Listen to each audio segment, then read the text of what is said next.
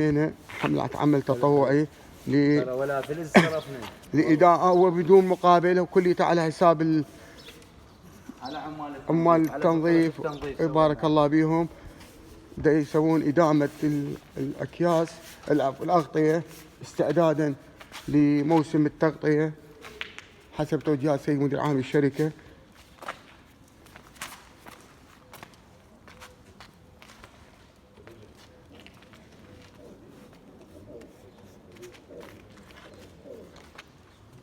استاذ قاسم تحدث لنا، تعال هنا تفضل تحدث لنا على الحمله مالت لا اسمح لي، سديت